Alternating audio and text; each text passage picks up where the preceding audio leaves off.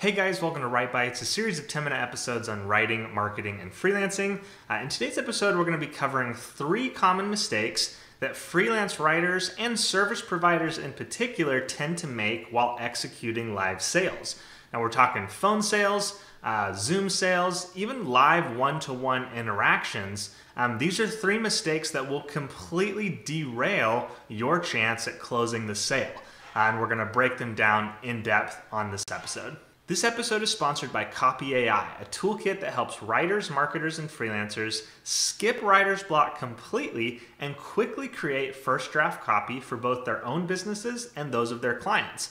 Head on over to copy.ai/Jacob to start a 7-day free trial right now. So what's the big deal with sales calls? Let me just tell you right now that a one-to-one live sales call is the single best medium for you to close a sale. When I hop on a sales call today, I know going in that I have about a 75% chance of closing that sale. And it's not necessarily because I'm just an absolute genius at sales. It's because the very medium of a sales call makes it really easy to sell to people when you know what you're supposed to do, when you know the information you're looking for and how to leverage that information into closing the sale. In the next week, I'm going to be publishing a massive in-depth guide to running sales calls from start to finish. But today, I want to quickly dive into the 3 most common mistakes that freelancers, service providers, and really everyone makes while they're on a sales call, while they're trying to close the sale. There's a really good chance you're making one of these mistakes right now, and fixing it is going to instantly and massively increase your close percentage. So if you want to get better at closing sales, don't go anywhere. Number 1. The first critical mistake that people make on sales calls is going into the call without a clear plan.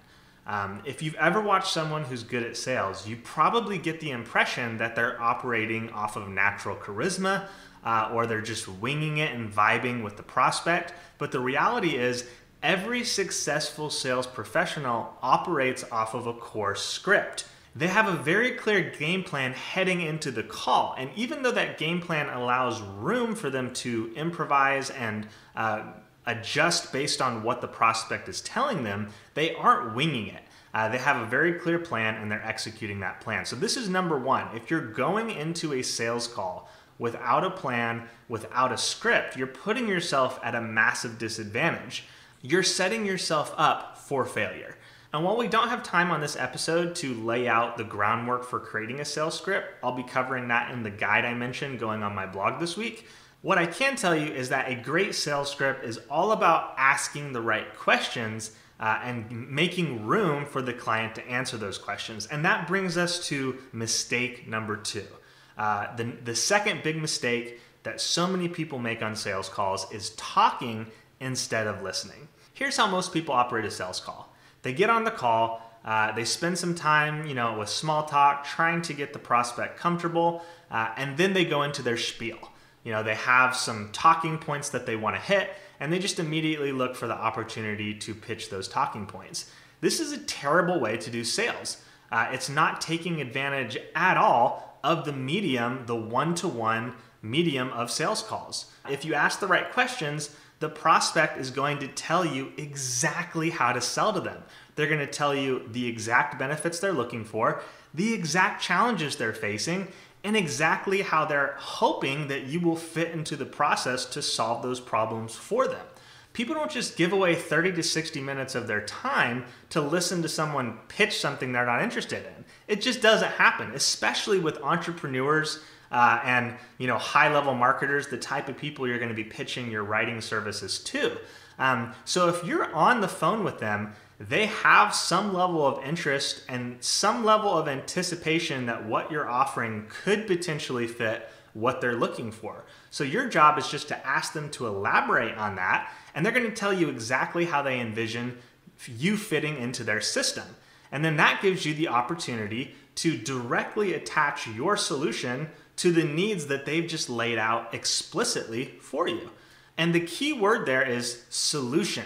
You need to think of yourself as a problem solver. And this is where we get to the final mistake that most people make on sales calls. And that is that they're looking to sell instead of looking to problem solve. And here's what I mean by that. If I have a problem or need or a goal that I'm aware of and looking to fit the pieces in to meet, I'm actively looking to fill that gap. I'm actively looking to solve that problem. I want it to be taken care of.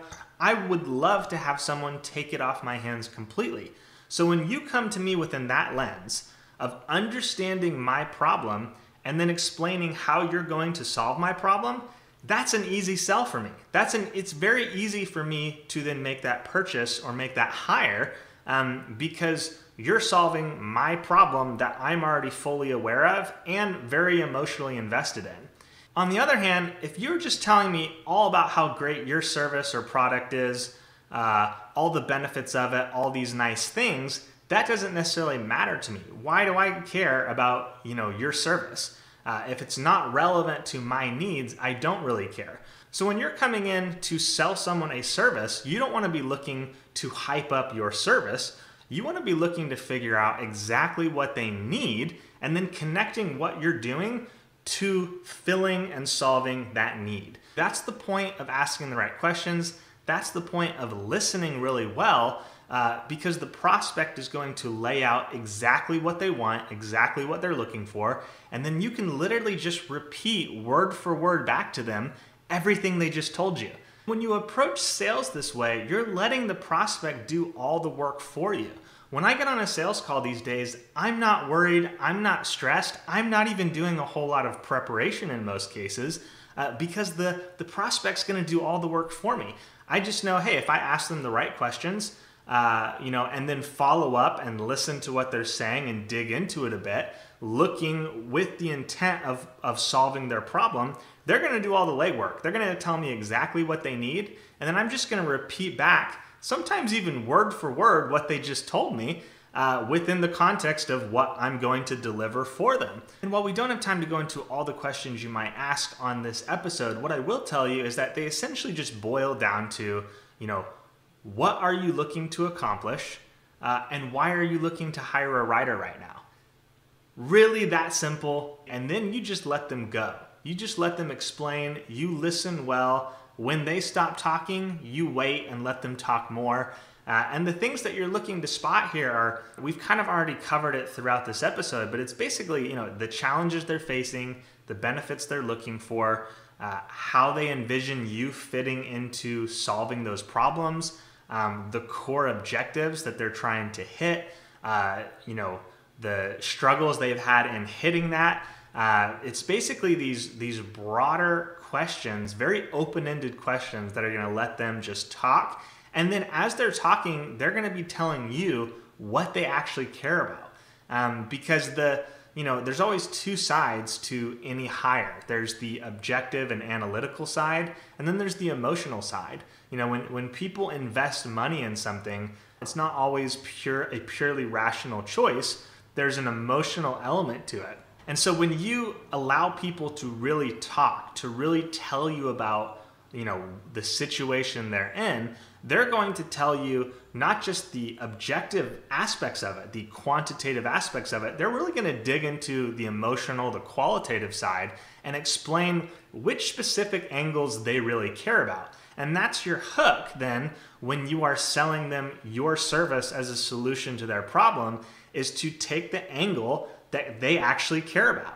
Not the angle that you think makes the most sense, not the angle that worked on the last client, the angle that they specifically as a unique individual care about. And that's ultimately the power of sales calls, is that you have the person right there, one-to-one, to tell you exactly what they want and exactly what they need. Okay, let's review real quick. Number one, never go into a sales call without a clear plan. Number two, don't go in looking to talk, go in looking to listen. Number three, don't go in looking to sell, go in looking to problem solve. Hope that was helpful, and I will catch you guys in the next episode.